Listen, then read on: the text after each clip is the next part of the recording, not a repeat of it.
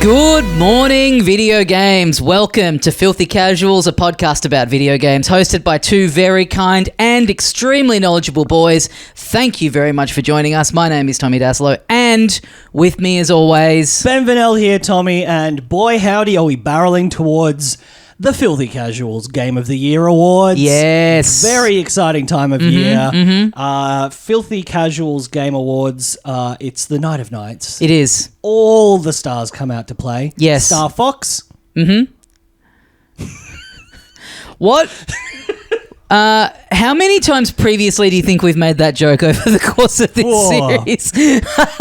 So we've done 10 years, so I'm going to say probably 7 or 8. Yeah. I was going to say I was going to go super conservative. Okay. And say that these people should go back where they came from. I was going to say minimum 3. Yeah, sure. But sure. 7 seems right. I think so. One of the bean counters out there can let us know. Yeah. I'm sure it's in an Excel spreadsheet. So just send us a link. Chuck it on Google Drive. You know what a tough job would be? Being a British bean counter. Wow. Wow. Every morning at breakfast, you just run off your feet. Oh, Lord. We're talking billions of beans. We're talking billions of beans every day. But we are getting to the end of the year. We both had a fairly big weekend or big busy period. I'm feeling very scattered today, and as you can tell by my attempts at humour so far, they've been kind of absurd in a way it's very unlike you. Thank you. I think that's why I'm trying to push through it by just going completely just give in to loopy. The mania. Yeah, exactly. Yeah. But we will be talking in a little bit about, that as we were saying last week, every year it feels like you can kind of bank on there weirdly being a very, very big release right at the end of the year, sort of just around the point that everything sort of starts kind of closing off. Yeah, which makes sense. It's like get a big one out before the Christmas gift buying period, but it always does when it gets in under December. It really does feel like. Have you even missed that window potentially at this point? I don't know. Maybe, yeah. I mean, when we're talking about the specific game we are today, it's not like it dropped first week and there was this massive campaign. Yeah. Lots of, side of the bus ads, stuff like that. It's kind of just been like, well, this is for the fans of this franchise and here you go. That's a good point. It also does feel too like a lot of the times when it's like the last game or last big game of the year to come out, it isn't even a game that you're like, well, this is a good gift game. It's just like there's big fans of this franchise who are going to buy it for themselves. Yeah. Like a Pokemon coming out at the start of December or something would make more sense to me. But maybe something like that, they need more of the lead time to let the aunties of the world know that it exists. It almost feels a bit like a relic of a bygone era, that kind of thing. Probably just because of the way we get marketed to these days. Sure. Stuff's a bit more targeted and specific. You don't have the thing that everyone's talking about as much. Yeah, true. But yes, there's been this game missed the cutoff for the Game Awards, or at the very least it wasn't nominated for anything. Yep. Which I feel like that's the main thing, is that you kind of render yourself a little bit ineligible for the big year-end lists, which is kind of helpful extra bit of publicity. Totally. Even getting out like late November feels like you're more of a chance of sneaking in. Yeah. Which happened to Indiana Jones last year, and now that's like Troy Baker's up for voice acting for Indiana Jones, but apart from that, I don't feel like it's made a huge splash. Yeah. Maybe they were hoping for it so it gets that second year boost of sales almost. Well, I think with other games that are multi-platform, certainly that, like an Xbox Game Pass day one release, they're going to get that second wind when they put it onto PlayStation. Yes. So you kind of get that extra little marketing boost, whereas like a Nintendo exclusive, it's like, this is it. Which, I mean, we'll talk about the game more in a little bit, but I do have a strong suspicion that there will be a Switch 2 only DLC for this that maybe uses the hardware a little bit more and maybe delivers on some of the stuff that's in there a little more elegantly in the ways that people want from a current gen version of this game. Yeah. Which then also will give it an extra little marketing boost as well. So maybe that's the theory. Yeah, I hadn't even considered that because it is a cross-platform game in Yep. terms of, one console, one exclusive console company. Yep. But I almost was just like, well, this is the game, and this is as good as it's going to get. They made a Switch 2 version of it, but that actually kind of tickles my fancy. Well, you know what else might tickle your fancy? What? This definitely tickled mine because it's the intersection of a few of my different interests. Oh, yes. Not that I'm the biggest fan of the first one of these movies, but I love animation in general. Yes. Zootopia 2 is out now in cinemas. I haven't been to see it yet.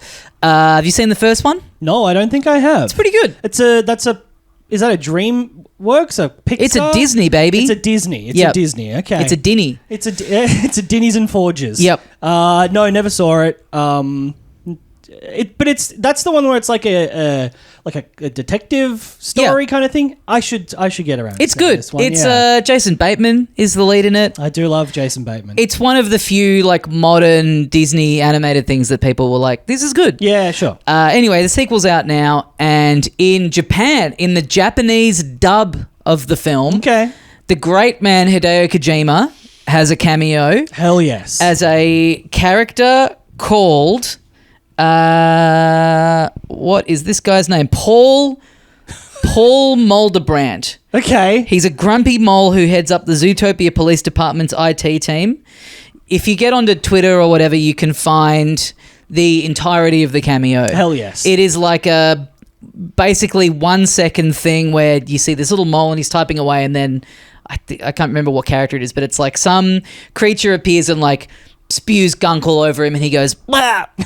Okay. And that's Kojima. Hell yeah. They got him in. I can't believe they didn't make him a snake. A solid snake of some kind. But that's awesome. Yeah. We love Kojima and movies crossovers. Yep. I hope he appears in whatever Dr. George Miller's next film is. Yeah. Mad Max 6? It is 7? funny 6? to have him only be in the Japanese version of it. Yeah. Is kind of funny. Like, often, you might read like, oh, the person who did this voice in this country is some, really famous TV presenter or whatever, but only over there. But like, given that all he's doing is just making a little noise, he doesn't speak any dialogue. Yeah. Like, they could have had him in just all the versions of it, and that would have been cool. Yeah, that's very strange. It's very strange to just get him to make a noise and not say anything. Just someone in the someone just like in the Disney Japan office being like, you know who we should reach out to? Yeah, I wonder how he felt when he was given the lines. Yeah. Like, I can say more than this. Like, no.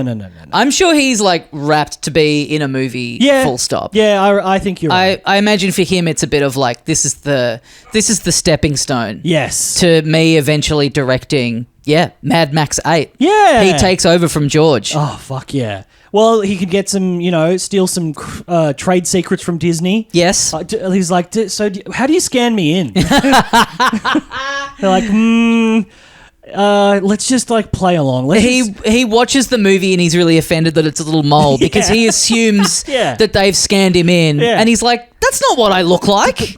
Do people think I look like a mole? What the hell is this?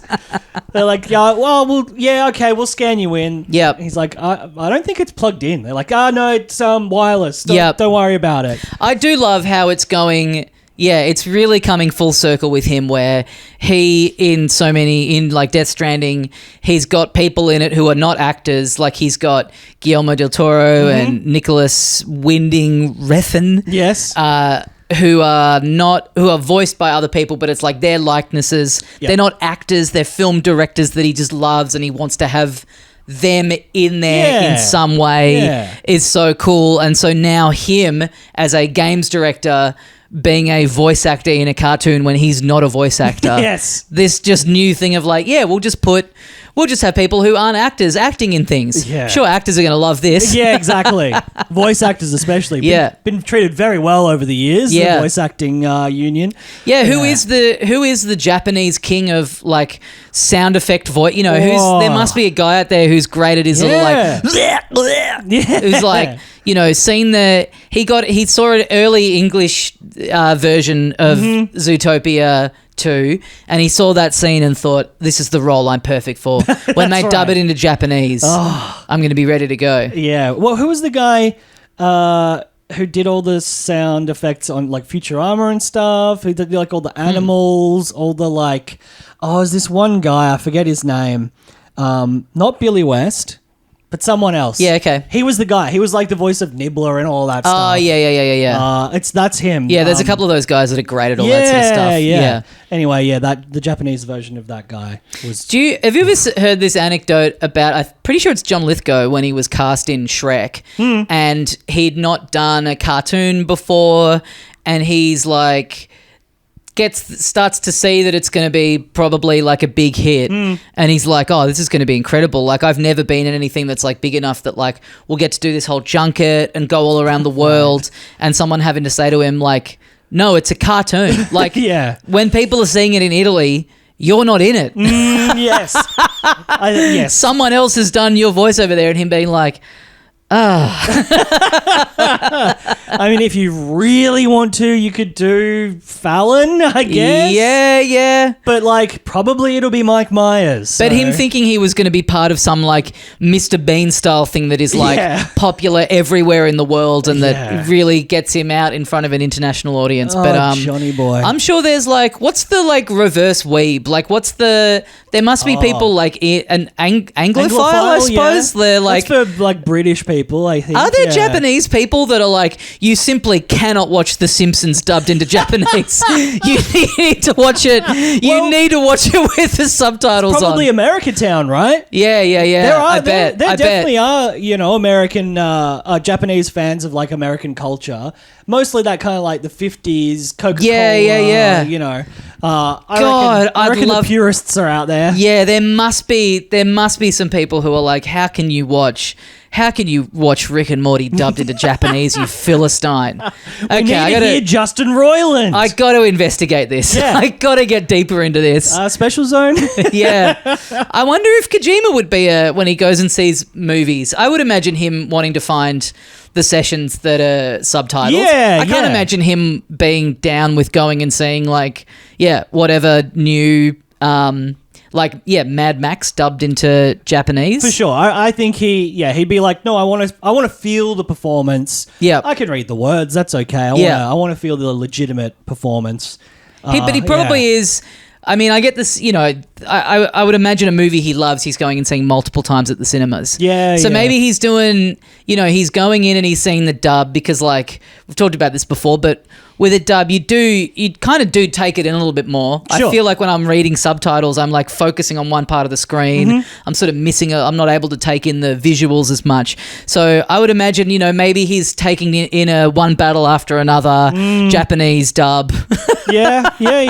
Yeah, he has the one for you, one for me policy, I think. Yeah. And then he's going back in and he's saying it in English. Yeah. I would imagine Benicio's karate sensei character in a Japanese dub plays very hot in the cinema. Yeah, fuck. I'm fascinated to hear because people always, with a lot of, like I remember this happened with that Ghost in the Shell movie where Scarlett Johansson was the lead. All of the sort of Western critics were like, this is so offensive. And all of the Japanese critics were like, wow, a Hollywood actress is in Ghost in the Shell. I imagine, that... We love America, and now we're seeing America do like a take on our thing. Yeah, totally. I imagine they love Benicio del Toro being like, he's speaking Japanese. Yeah, he loves How it. Cool. He's like bowing to people constantly. Yeah. I think I told you I went and saw it again at the cinema, and a little detail I picked up on the second watching was that his character has a Japanese version of the first Superman movie poster in his office, which I was like, what an unbelievable character detail. Yes. And that's why it should win Best Picture. Exactly. Yes. That's Kojima Watch for the week. Mm-hmm. I'm keen to see Zootopia 2. I got to see the first one. I might have to watch the Japanese dub of it just to catch this little cameo in its element. It's probably like Super Mario Brothers, where you need to get on a VPN, change to Japan. True. And then watch it in beautiful Japanese. Yeah, I wonder who is doing that role in I mean, I imagine it's like no one of any note Right. in the English version, but it would be funny if it was like a, like a big Western developer. Yeah, it's Reggie Fils-Aimé. It could well be the developers of Shovel Knight. Yeah. Someone from Yacht Club Games could be in there. Picking up a bit of extra cash. Exactly. Yes. Our boy Jason Shrek Schreier has been quite busy this week. He's published an interview with Yacht Club Games, and he's also published an interview with the maker of Blue Prince. I forget the person's name. Oh, but right. It's worth a read because it is. Schreier loves that game. Yes. If you listen to Triple Click, you would have heard him talking about it in great detail. I think he got it early as a critic and was like playing it flat out before it had even released, and he's like super deep into it, and it is basically him trying to goad the guy who made it into giving up some of the secrets, which he just refuses to do. Oh, good. Because he's like, are there things in there that, people haven't discovered yet? And he's like, no comment. He's like, is this meant to mean anything, or is this, people feel like this is kind of left unanswered? Is that the point? Is it, because it does kind of actually play pretty well if the idea is that we never find out what happened with this and we're meant to fill in the blanks? Or is there something in there that everyone's that missed, gives a definitive thing that no one's found yet? And he's like, no comment. That's how all artists should be, honestly. Yeah. I don't want to know the background. I don't want to see behind the curtain. I don't want the mystique ruined. Yeah. Let me just fucking live in the mystery. He does bring up, and I didn't know this, there's so there's like something in the game that even if you've played, done as nearly all of it, is still unanswered by the end of the game.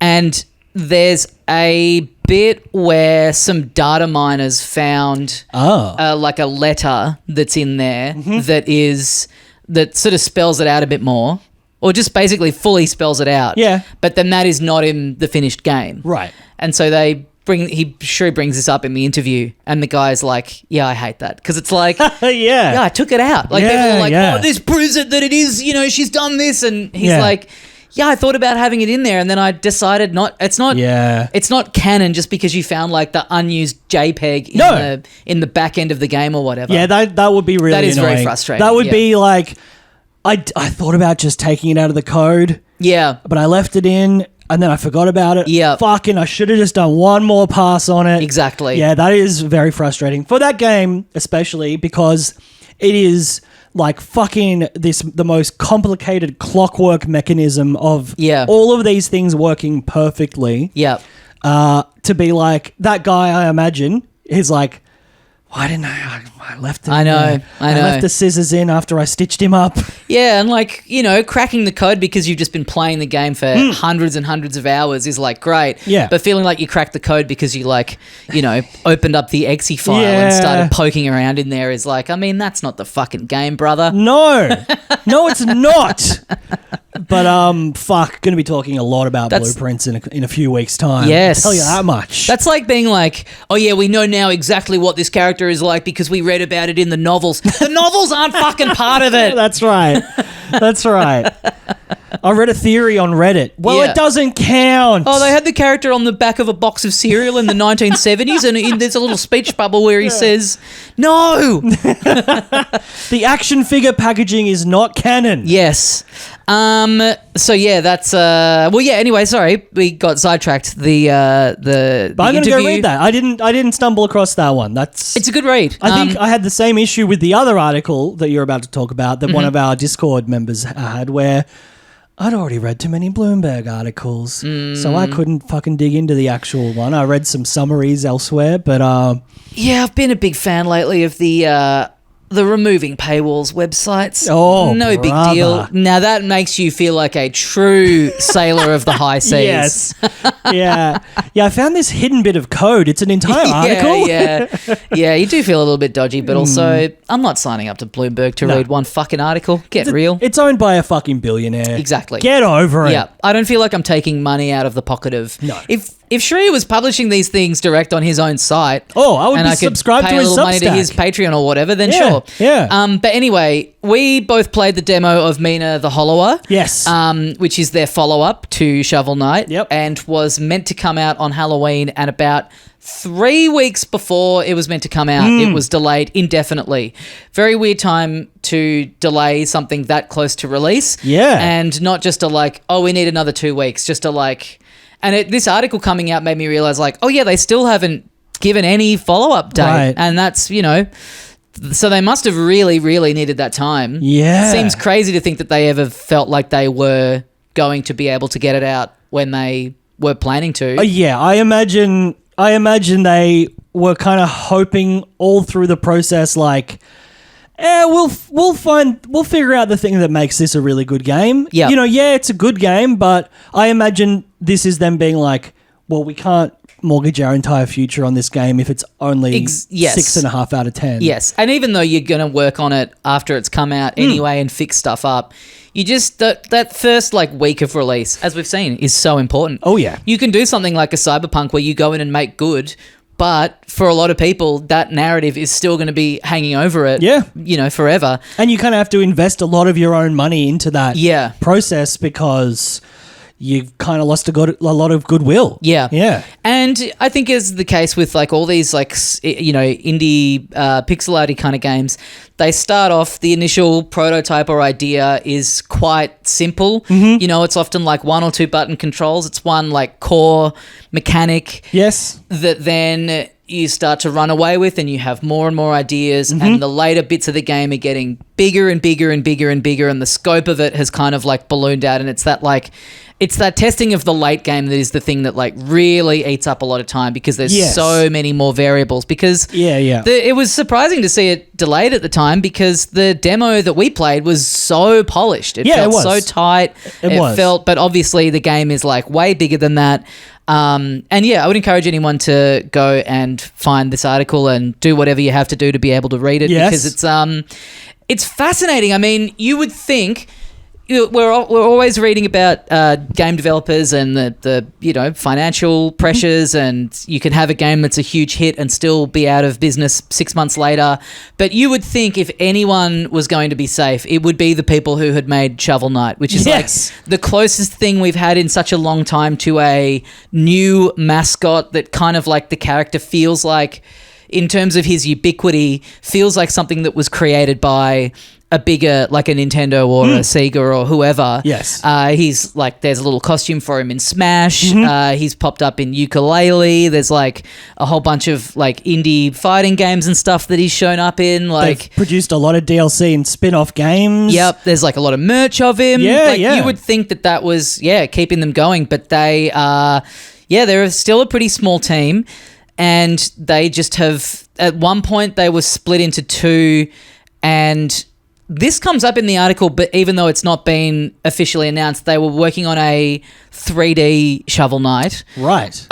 And the person that was leading Mina the Hollower started off as a side thing, just a prototype kind of thing that someone in there was fucking around with. They always had this idea that Shovel Knight is their Mario, and then at a certain point when they were feeling a bit burnt out on how much Shovel Knight they'd done, they said, well, let's get our Zelda now. Let's have our version of Zelda, which this guy's prototype ended up being sort of the perfect fit for.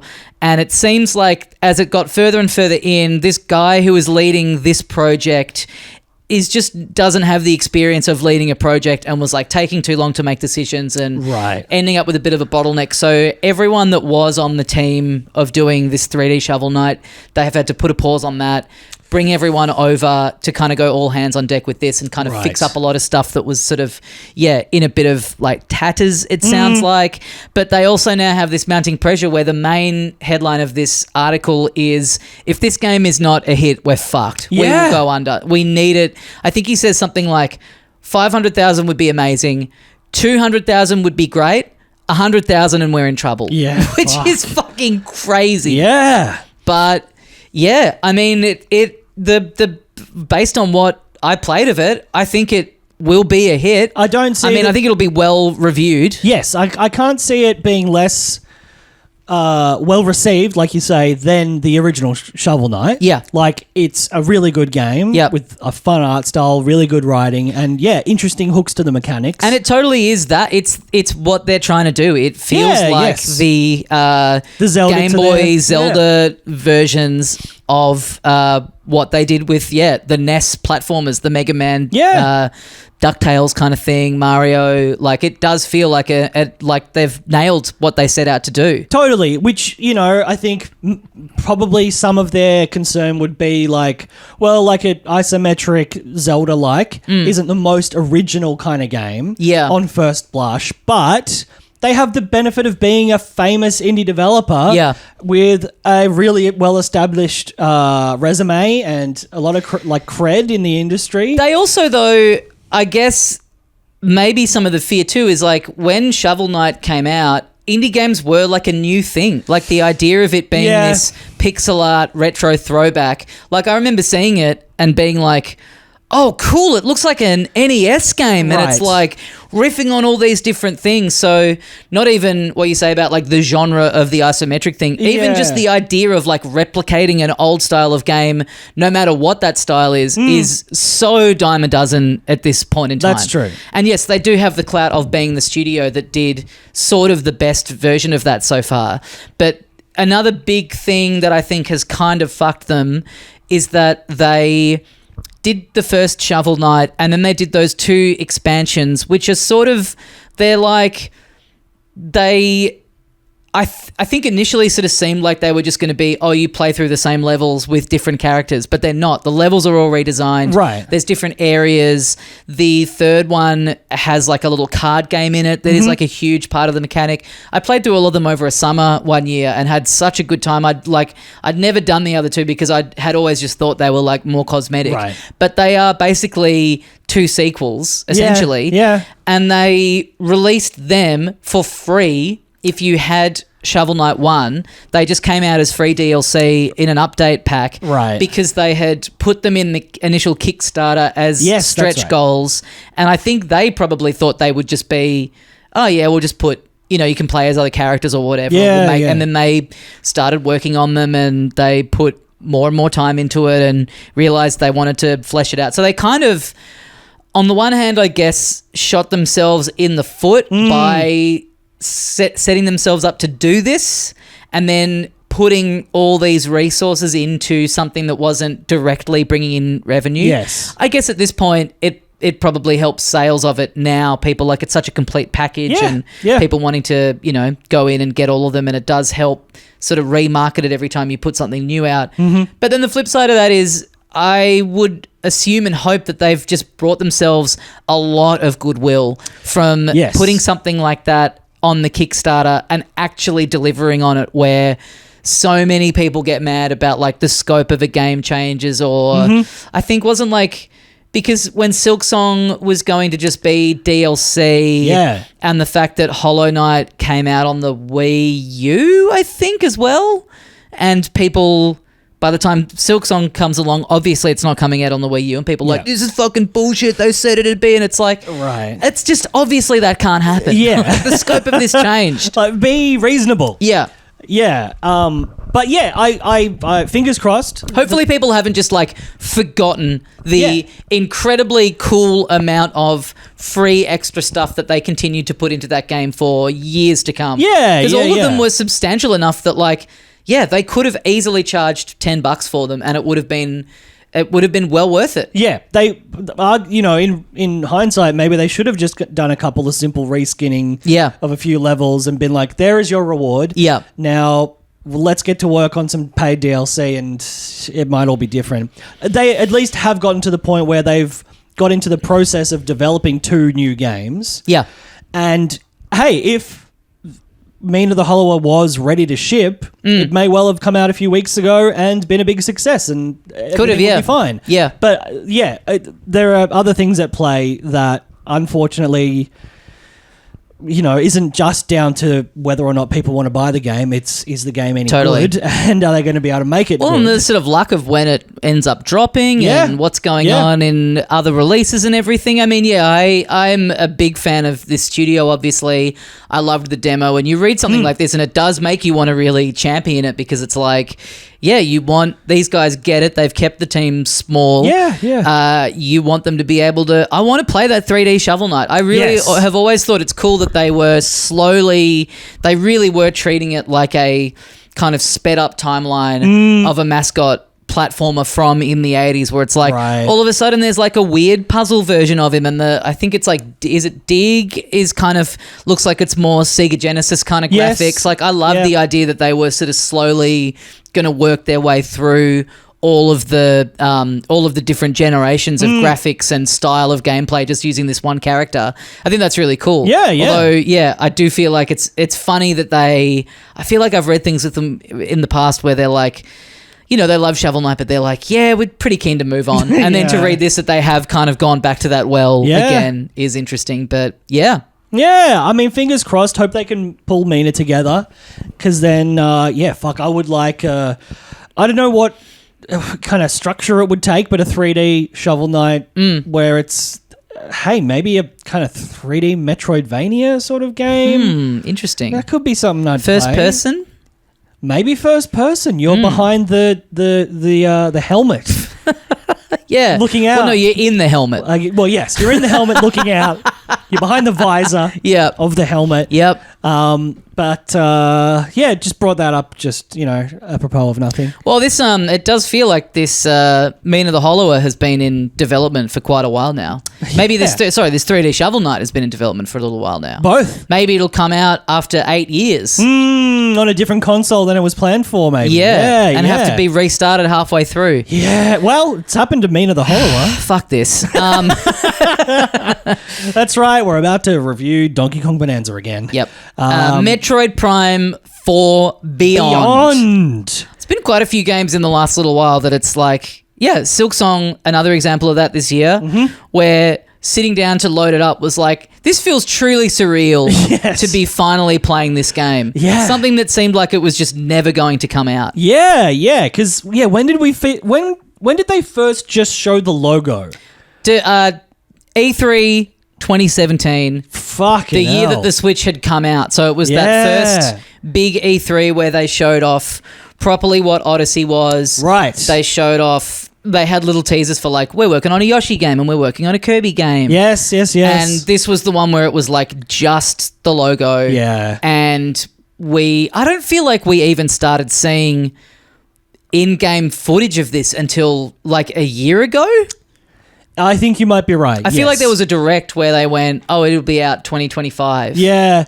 No, it was definitely just a logo for at least 5 years. There was no longer. sign of it for a long time. And then there was the news story that it had been aborted. Yes. And because, Bandai Namco were developing this and then it, got scrapped and restarted, and they got Retro Studios back in to work on it.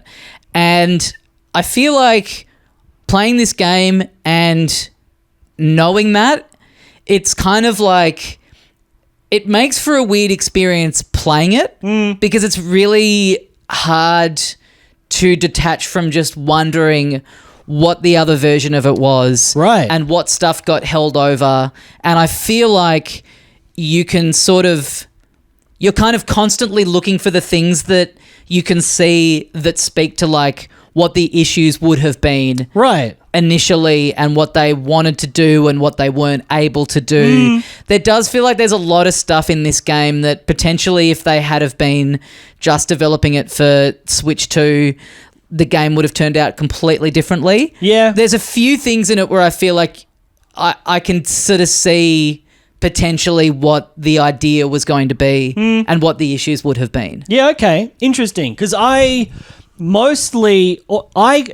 what I can see is a game that was clearly restarted not that long ago. Yep. And I think a lot of the reviews, even some of the positive ones, and there's only really been mostly positive reviews. It's got like it's got like an 80 something on Metacritic. I haven't really seen it get any truly bad reviews. No. Although that said, for a franchise of this standing and what it means to people and how long it's been around and how long people have waited for the game, an 8 out of 10 is, I would imagine they feel pretty burnt by that. Yeah, and for the like the average across the series is like 95 or something. Yeah. So 8 is still a great score for any game, but for something like this, it kind of feels like sort of damning it with faint praise. 100%. This is meant to be a fucking home run. This is meant to be Breath of the Wild, an Odyssey. It also just has the weight of expectation working against it. Where I imagine if this had have been further along when they dropped that logo and it came out in this form in 2018 on the Switch 1, I don't think people would be reading it with anything near the amount of like critical sort of the narrative of it is sort of feeding into it so much. Like if you're just someone who plucks this off the shelf being like, oh, I just got a Switch 2 after never having a Nintendo and since the Super Nintendo, and I played Super Metroid and I loved that. Like you probably are coming at this with a completely different read on it. Yes, and I think because I'm only a few hours in, it's hard to judge this because it starts off pretty simple, I guess I would say. And like, you know, I'm enjoying this game and like I said to you yesterday, it's very Moorish, but my first impression was like, oh, it's like Halo for kids because you kind of just start off locking onto aliens that are, like, to my taste, not super originally done. There are some cool bosses and the environment's great, but some of the stuff is not super creative. It's got that thing where it's a sequel essentially to a game from 1985, which is dealing in very simplistic sci-fi tropes of the aliens look like this, and they have to modernize and redo things and move with the times whilst also honoring, you know what I mean, whilst also sticking to these designs which are just from a completely different era, and you can totally see that for better or worse. I mean, I think like Samus herself looks so sick. Samus is just one of the all-time iconic character designs. As a design of a suit, I think if you were designing this game now, you wouldn't make a suit that looked that cool. Like that 80s limitation is like what makes it look so cool. No, you're right. But then the reverse is true of the enemies where like, well, that is where you'd be really flexing and making them look a little bit more interesting if you were coming up with this from scratch now. I'm thinking of like Returnal or something. Where the protagonist, you're just in like a normal spacesuit basically, but then the enemies are so creative and weird and creepy. It's that real like 80s pixel art thing of like you have to have like a big chunky, you know, it's like why Mario has a moustache is because to get the like face to read properly you need like some extra color in there. The huge bulky shoulders and like then the thin, you know, like spindly legs, but then the fucking gun arm, like it's the visor. It's such a great character design. Yeah. But then, I do feel like it's kind of let down in the creatures. And so, yes, for the first hour or so, there are some cool bits. They reference space pirates a lot, which always is going to be cool. Yes. But then it becomes it starts off very linear. You're just walking around, an alien jumps out, and then there's another one, and then you shoot them until they're gone, and you have to just tap the trigger heaps. Yep. And I was like, oh, this does feel like a game that was restarted a few years ago and kept it very safe. It is kind of the weird thing about the Prime series because it is taking this sort of other format and turning it into a first-person shooter, even though the shooting is like maybe the third rung down. Right. It's more about exploration and mild puzzles, and you come into a room and there are... You know, there's little guys, you know, there's little critters fucking running out and jumping at you and stuff. But even that feels like that's more there to set the tone of feeling like you're in this like abandoned world more so than it's about, okay, now you're in a room and you've got to like take out these 6 guys. That the shooting stuff is more in there for a bit of flavor more than it's in there to be a combat challenge. Yes, I think that's like that's kind of like down the list of priorities of stuff that is in this game. Yeah, and very much like the Zelda games, the early ones, every new ability, every new power that you get, almost none of it is to do with combat. If not literally none of it. It is all about puzzle solving, exploration. They're not, like you say, they're pretty mild puzzles, and it's not like it's not truly exploration. It is like it's a weird in between where it's kind of fun, yeah, but it's not super challenging. It's a lot. It feels weirdly like both bigger and smaller than the previous ones. I can probably speak the most to Prime 1 because I played that the most recently, the remaster that they put out on the Switch, where in that you're in sort of essentially this like bigger area that's got that real, it feels dumb calling it a Metroidvania, but you know, that real, oh, okay, there's a symbol on this door. I don't have that type of gun yet. But you are just basically, there's a lot of backtracking, a lot of like sniffing around all these different little things and going into the map and being like, oh, wait, what's that? I didn't see that little, apparently there's like a little tunnel there. Oh, okay, maybe I can get in there using the ball, all this kind of stuff. This is a lot more like you are in these biomes that are very self-contained, that themselves don't have any of that, much of that thing of like, oh, I'm hitting a brick wall here. I need to go and find this and then I'll be able to come back. More often than not, you are either getting that ability in order to get into this area in the first place. Yes. There'll be one or two little bits that are locked off that you can come back to later after you get the upgrade in another area. But what's in there is just like a missile upgrade or whatever. It's nothing like key to progressing the game on. Right. So to sort of paint the picture of like what this game is about, you are transported to this planet and it's abandoned. You are finding these sort of abandoned areas that have all these remnants of this race of aliens that were there that have essentially gone extinct or all left. And this what is it, like a spirit or something, is talking to you and saying, we need you to help take what was here and help our memory live on through the galaxy so that our race and our planet is not completely forgotten about. Yeah, you've got to go to these 6 places and pick up these special things to get to the even more special thing and do the thing. And as a setup, this idea of this task falling on you to help preserve this potentially lost civilization, I'm really into. Yeah. I really love it. And all the areas that you're going into, and like a big part of these games has always been, you've got you've in your visor, you can switch over from shooting to scanning, and it'll tell you stuff about the environment or, you know, how to defeat this enemy or whatever. Yeah. And in this, it's a lot of like you just learning about what these creatures were doing in this research facility, what they were carrying out, and all that stuff is really cool. That is all, I think, really well done. I'm really into the thrust of that. This is kind of the big thing that people talk about in the reviews of feeling like you can tell what bits got carried over from the aborted first version of it. Right. Is at the beginning of it is you're at the Galactic Federation. This big bad guy called Psylux turns up.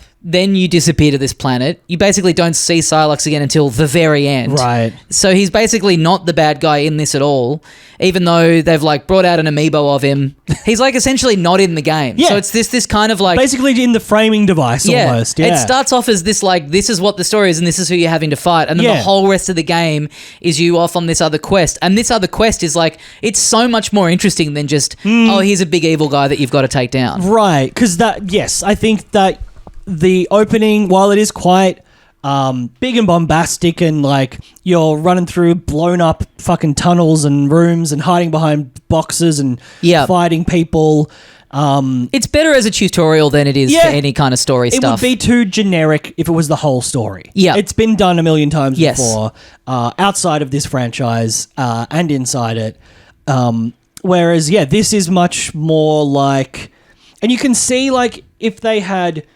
really just gone, fuck it, this is going to be an exclusive game for the Switch 2. Yep. We're starting from scratch. Nothing's carrying over. Yep. It could have been this giant, immersive Breath of the Wild style. Yeah. You know, huge in scope.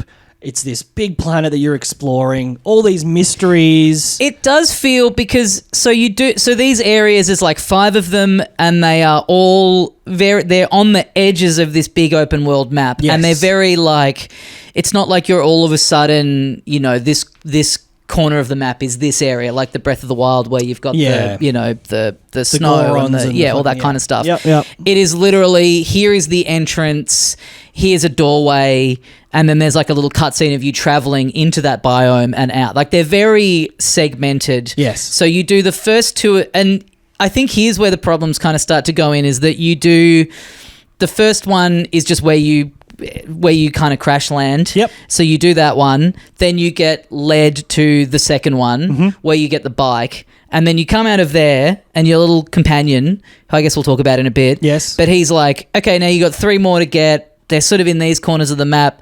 Up to you. And so you go, oh, this is cool. It's all a bit open-ended now.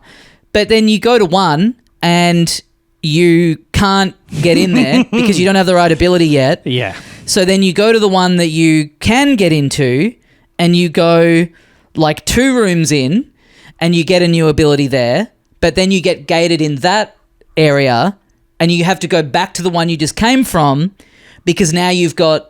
So they kind of do interweave with each other in the way that a more standard Metroidvania map kind of does. Right, if they were just all next to each other. It'd be like, oh, well, I'm starting from the center and I'm trying to work my way out. Yeah. And I can get so far in this direction. Yeah, but they only weave in like those couple of very, very minor ways. Right. Where it does feel like... Don't put the thing in there about the game telling you now it's your turn to choose where you go. Yeah. Because you can't choose where you go. Yes. And if I'm just going to be in that area, just have it so I'm in that area. Yeah. And have, I like seeing the little rooms that are locked off that if you can be fucked to backtrack and go in there, you'll be able to get like an upgrade and something that will help you. I like that kind of stuff, but kind of like making you traverse back and forth. Yeah, just arbitrarily. Yeah. Yeah, yes. Because then in the middle, you've got this big desert that you're traversing on the bike, and a lot of people have had a lot of stuff to say about this. I personally do not mind it in the sense that a lot of people are like, yeah, it's just a big flat open desert, which is what a desert is. Like...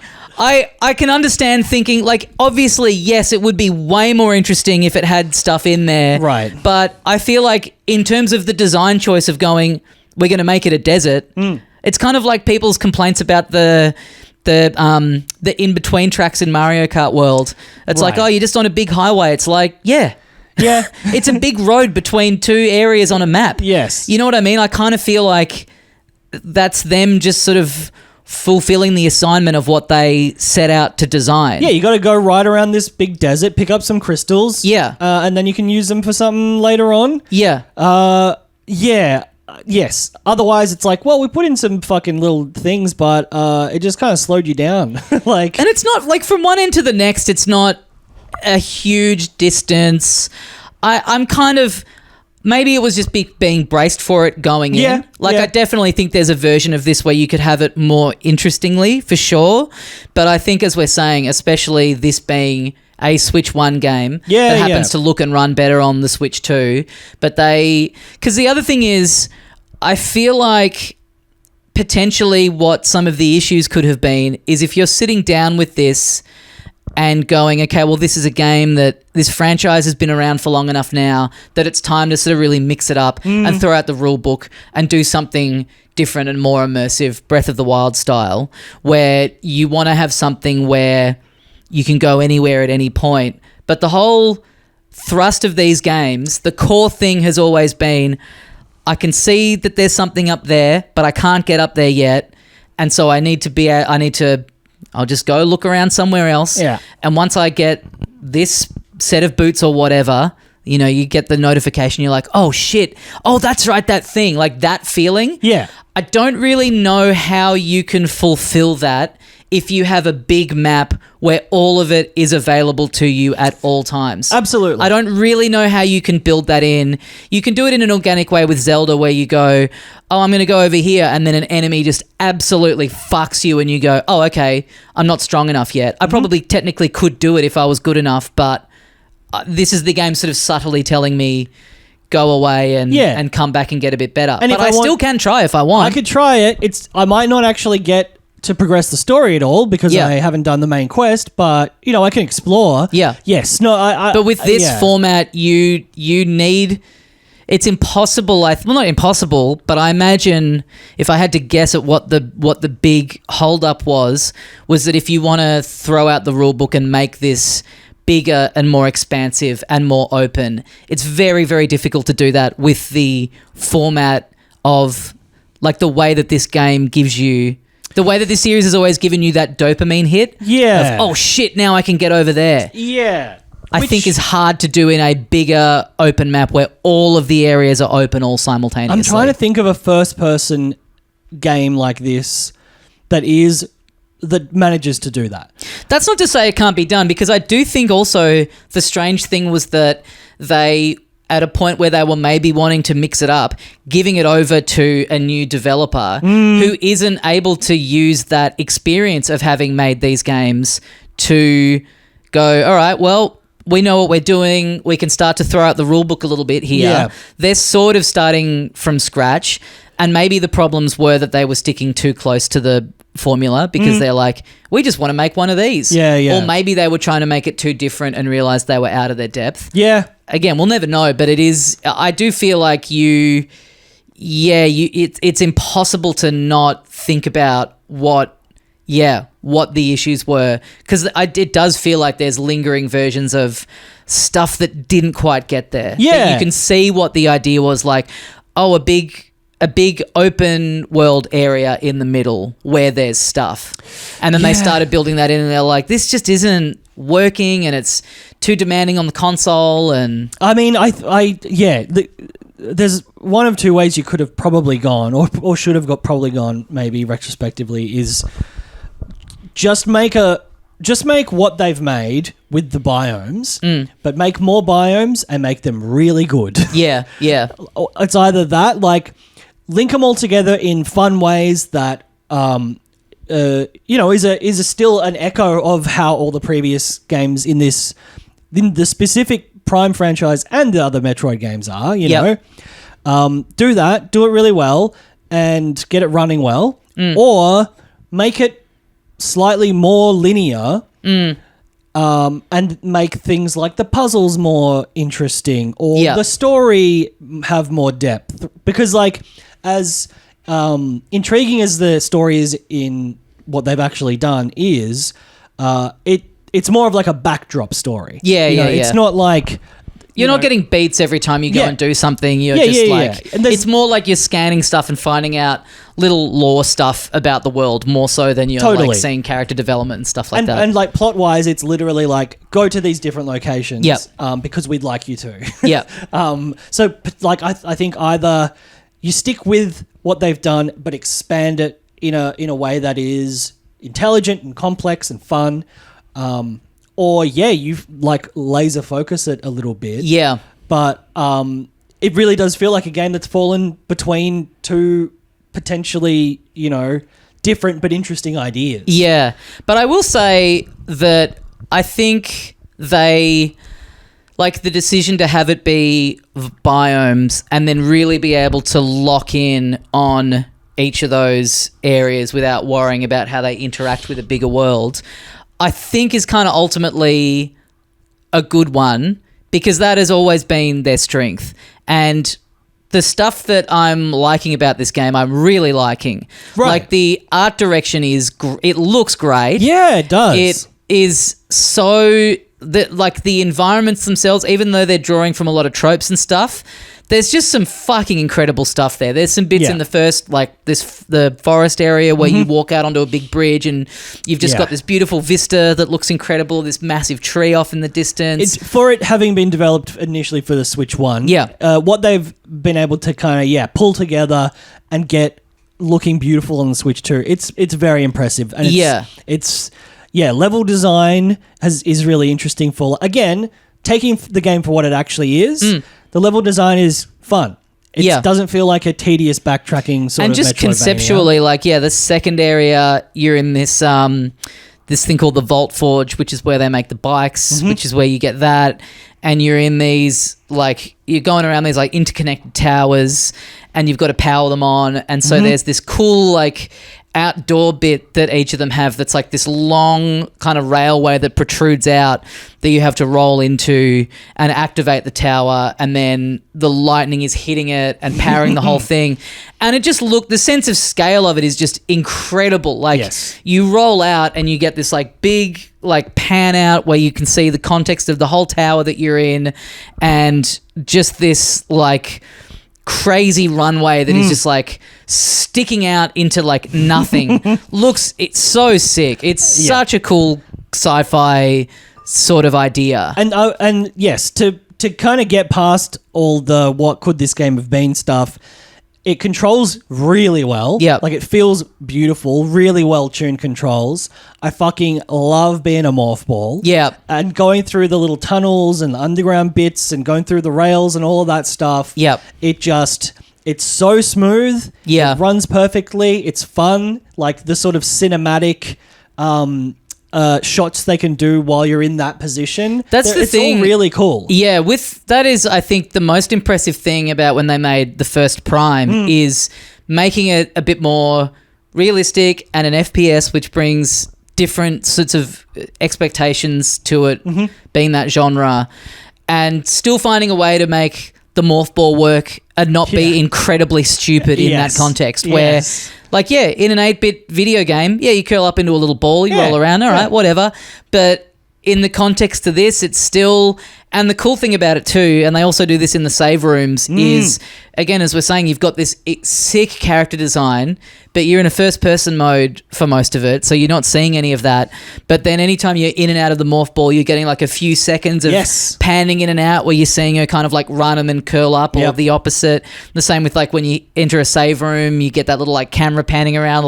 They're very aware of we know people want to see how cool the suit looks. And we've got to give them, and there's a lot of cinematics. Yeah, there's cinematics, and then every time you get an ability. So I think visually it's great. It's doing pretty impressive work on the Switch too for a first-person shooter, as you say. The environments, especially, I was impressed with. I was expecting a little bit less. But they look great. There's a lot of detail to the textures. The lighting's really good. It's maybe not as busy as something that would be on, PC or a PS5 Pro or something like that. Yep. But what is there is really well done. And then the more and so yes, at the beginning of the game I was a bit this is a very simplistic first person shooter / puzzle game. The more you play, the more complex it gets, the more rewarding it feels exploring things. You get sucked into the lore of the stuff you're discovering. And then the second thing, which is... I don't know if this... Has this sort of secondary abilities stuff been out there? Is that kind of... The psychic power stuff? Yeah, that's in... I think that might have been in one of the first trailer things that they showed off at it. About it was the psychic abilities, which is kind of wild because I don't know if that's been in any of the Prime games. No, they're new that's a power that you get from this specific planet, which isn't... None of it really functions in a way that is any different to any sorts of other abilities that you get in other games. Right. And again, it does feel like maybe at one point what they were wanting to do was a bit of the Tears of the Kingdom, the Ultra Hand, and being able to craft stuff, not just craft stuff, but craft stuff in a way that felt like it was all this stuff that we haven't really seen this type of thing in a video game before. This is basically just you're using it to open a switch. Yes. Which, like you say, you could have had a fucking gravity gun. Yeah, it's cool, but it doesn't feel Samus has this completely new ability and this is totally changed the way that you play a Metroid game. It's just some version of stuff we've seen before. Right. You've got a thing where you can do you can like shoot a blast that then you control. Yes. Which is kind of cool. Not used all that often. Mostly it's just like, oh, you need to open this door from the other side. It's locked here, but there's a hole up in the wall there. It's all kind of stuff like that, which is fine, but it's not... Again, it does feel like there was maybe a version of this out there where they were trying to really push it a little harder and for whatever reason were not able to or didn't feel like they could pull it off. Or That's true, because the bar has been set by other Nintendo games in terms of like physics puzzles and stuff like that. And you would think where you got a first-person Metroidvania, you could really flex with that stuff. You that's could really the thing, do some I mean, interesting stuff. that's what a lot of the reviews have focused on, is that this feels more Zelda than it does Metroid in the way that when you turn up to these biomes, they are like the little dungeons where you just... And a lot of it is not even like hardcore puzzle solving, but a lot of the time it's just, where do I go now? I feel like I've investigated everywhere. And you open the map and you're kind of like turning it around and you're like, oh shit, hang on, there's a little door there. You know, like having to scan everything in the environment and then go like, oh wait, what's that over there? Oh, okay, if I move that or if I shoot that with this type of thing, it's more about early days, if you scan one of those things, it's like, this does this. Yeah. And you're like, oh, well, then I got to go over there and do that. Yes. Yeah. You've also got your little companion guy that a lot has been said about. He is just as annoying as people said. But again, and this is still, I would say, a knock against the game. He is, at the very least, they have deliberately made him annoying. Do you know what I mean? Yeah. It's not like they've tried to make this character who is like really cool and funny, right? And failed in that because the writing sucks. No, he's meant to be this neurotic guy. They have made the decision to have a very annoying guy in there, which is still a bad decision to make. Yeah, it would be better to have a really charismatic, interesting character. Yeah, but at least they have fulfilled their own assignment. And it is a very tropey thing to have the strong silent protagonist and the like overly neurotic, overly talkative sidekick. But the stupid thing is that Samus doesn't talk at all. So it's not like if you have a companion who's really cool and charismatic, it's not like you're going, well, now there's two of them. Yeah. Because Samus doesn't speak at all. So having someone who is just even more of like a surrogate for like... And again, like, I don't need Samus to be talking every, 5 seconds or anything. But when you watch these cutscenes and these guys are just blabbing at her and she is saying literally nothing. She's just nodding or shaking her head. It's bizarre. You can kind of get away with it in a Zelda game where it's just all text and Link is never speaking. Yeah. But when it is actually scripted and cinematic and voice acted, it just seems bizarre. It does seem strange, and it seems like an opportunity. Yeah. I really feel like this is a game that it's going to sell well because it's a Metroid Prime 4 and it's on the Switch 2. Yep. People have... they want to play stuff. Yep. Surely this is the midpoint between, and it is mid. It is the midpoint between the chopped point. The old Metroid Prime and the new, where the next one is they actually pick a lane and stick to it. Well, that's it. I mean, I feel like I hope that it's not another 8 years. Yeah. I don't know where. I'd love to know whether Retro not being involved initially was they had enough or Nintendo wanted to go in a different direction with it. Yeah. But it feels like potentially the best thing to do now would be for them to go get right back in there and do a Switch 2 exclusive follow-up. Yeah. But they probably are not going to do that, and you'll end up with the exact same issue of maybe bringing someone new in. As I said up the top of the show, as I was playing this, I was thinking I could see there being, a Switch 2 exclusive DLC that is like a new biome and maybe adds some stuff into the map that goes some way to fulfilling some of the potential of what's there a little bit more. Yeah, I mean, I would love that, and if that is the stepping stone where they're like, oh, okay, now we've added a few other things, a few different mechanics, we've overhauled, like we've gone like, well, the new biome is going to be 100% for this console that can handle a bit more detail, a bit more, foliage and a bit more lighting and a bit more, and if that is the stepping stone to the next one where they have a great voice actor for Samus. Yeah. And they have a bit more to the story. Yeah. And because I don't know how complex it gets further on, and it's certainly fun. Like, it's the most fun walking simulator, Yes. you know? Yes. But I wouldn't mind a few more challenges up ahead. And if that's maybe where they decide to go, you know, they had the generation where they took Mario to fucking Odyssey levels. Yeah. And they took Zelda to Breath of the Wild. And Metroid is a big fucking franchise. Yeah. Maybe they're like, okay, well, we waited a whole generation of a console. This was meant to be on that first one. But let's actually give Samus the treatment she deserves. The funny thing with Metroid 2 is that this is, like, Prime is itself kind of a spin-off. Like, it's not the main... Yeah. Like, we got Metroid Dread a few years ago. Right. A couple of years ago. And that is, like, a pure Metroid game that is fucking great. Right. And does all of the atmosphere and delivers on the, you know, what is great about the 2D versions traditionally, while also bringing in some new stuff to it. But then this series being its own is kind of the more, like, next-gen-y version of it. So it is kind of this weird split franchise.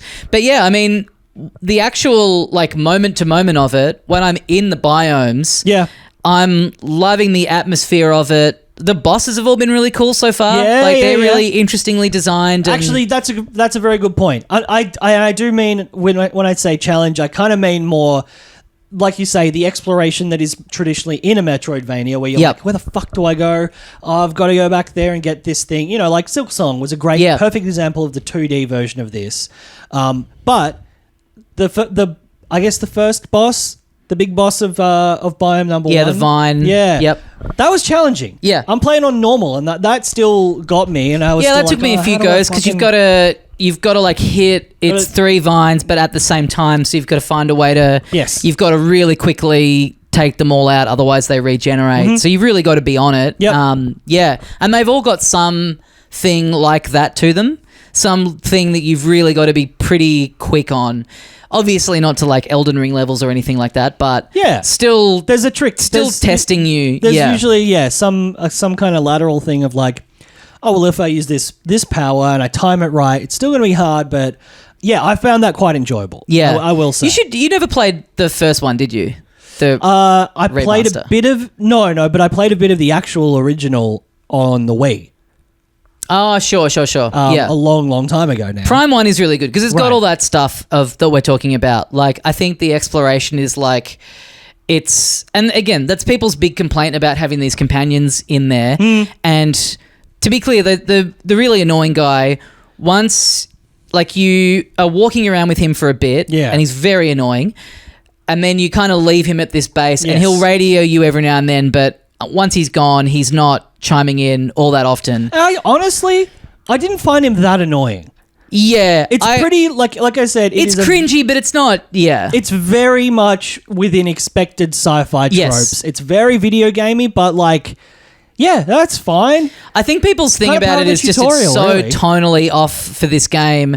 And also a thing that is used to great effect in these games that people love is the feeling of you've crash landed on this planet and you're alone. And it's like this feeling of like isolation, and that's all kind of thrown out the window the minute you've got someone going like, boy, this is weird, isn't it? That's fair. And I do, having played the original, like some of the original 2D Metroids, that definitely has a great like foreboding atmosphere of complete isolation. And I don't remember much of the first Prime, but it doesn't feel like a anomaly in this game because the whole game feels pretty bright and colourful and fun, and it doesn't feel like you're isolated because you get to talk to these alien guys who are like leaving you these messages being like, you're the chosen one. Like you don't feel particularly isolated, which I suppose I would expect to be more of a criticism of the whole game. Yeah. But maybe, the companion guy is more just like emblematic of that not being really the atmosphere of this game. Well, because you find another guy later on. I think there's maybe another one after that as well. Right. So I've done 3 of the 5 biomes. And yeah, in the third one, you're in this like abandoned research facility where you're finding these like pods with these things that they've been experimenting on, and that had all gone to shit. And you know, it's a cool classic sci-fi setup. And there's a guy in there that you find who's like broken his leg, so he's kind of stuck there, and he's radioing you while you're going around in there trying to turn the generator on. And he is an annoying, he's a pretty straightforward Marine character. Yeah. But again, it's like you're poking around this creepy abandoned research facility. Right. And you're like opening these pods where there's this like fucking freaky looking thing frozen, and you're like, oh, is this going to come to life and kill me? And again, you just every now and then you have a guy radioing you going like, hey, you're nearly there. You know what I mean? You're like, even that, you're like, I don't want the support. I want to feel like I am in an area that has got absolutely no life on it whatsoever. Sure. It's such and especially like that area especially is trying to invoke that feeling. And that's one of the ones where you've got a guy there radioing at you. It's like, no, don't give me help. No. And in any other game that was maybe a bit more focused on the, you know, horror tone. Yes. You would be talking to that guy at the start of the level, and then all of a sudden the radio would cut out. Yes. And you wouldn't hear from him. Yeah. And but that is the issue with this game, is that, and I don't know, not an issue necessarily. It's the characteristic of this game. It is kind of meant to be for everyone. Yep. So you can't scare the kids too much. True. And that's Ben's thought. Well, yeah, overall, I think it's fascinating. I think there's like... It is a very interesting project. There's some weird things about it that I do wonder, would I be thinking about at all if I just came to this completely fresh? Because, yeah, actually sitting down and locking into it, I'm having a really fucking good time with it, and just that... scratching that itch of that real mild puzzle solving of like, oh yes, now I can get into this room, and now I've turned this generator on, and then you walk back through the area and it all looks a bit different because the power's on now. Yeah. All that kind of stuff I think is done so well. I think it looks great. I hope there's more Metroid Prime sooner rather than later. Yeah. Because this really just does feel like a bit of a get back on the horse after this very extended... Because it got announced 8 years ago, but before that it had been 7 years or something since Prime 3. Right. So it's not just the long wait for this game to come out since being announced. It's like the long wait for there to be a sequel at all. So, yeah, hopefully we get something more before too long. But I do think that this is... a really good game.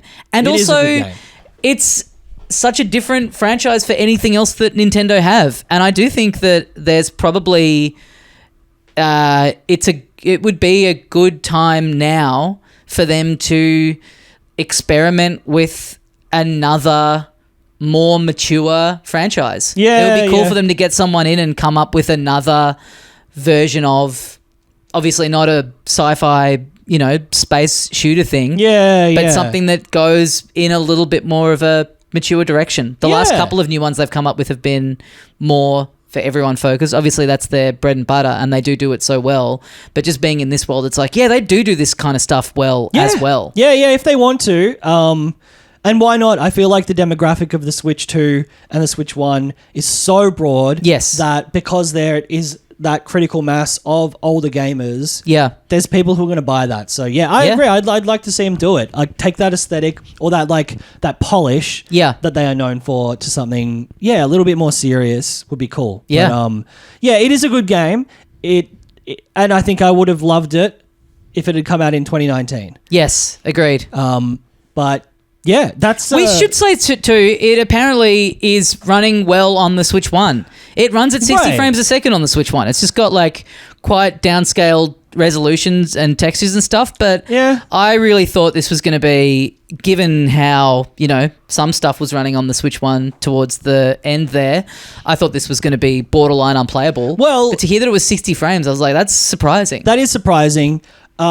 They did start working on it true. for the Switch 1 almost 10 years ago. And it is all very contained, so it's not like there's one big map where it's having to load in everything all at once at all times. It's like if every area it's corridors, so it's downscaled. But that's cool. That is cool for people who are still, you know, rocking the Switch 1. Yeah. Well, that is going to do us for another week. I should say, I'm in Adelaide this Sunday, December the 14th. You waited an hour and 20 minutes. I might chuck a little Yes, ad up the top. please But do. if you're in Adelaide, come see my show, Main Character, this Sunday. great show. 5:15 at the Neat Freak Bar, new comedy club there in Adelaide. Love to see you there. Get onto our Patreon and support the show. You get a bonus episode every week. You do. You get ad-free episodes of the regular pod. episodes. You get access to the Discord where we're constantly talking shit about we're everyone riffing. who's not in there. Yep. No, it's very fun in the Discord. A lot of great contributors. We do the mailbag and the special zone every month. Lots of cool shit in there. We're talking Pluribus. We're talking Jay Kelly this week. We are. Amongst many other things. So get on there. filthycasuals.com.au for the links to all of the stuff that we do. Thank you very much for listening. We will see you next time. And as we say here at the end of every episode of Filthy Casuals, our next episode coming 8 years from now. I was just going to be silent and that was going to be my Samus impression. Yeah, I was the annoying guy. Oh, sure.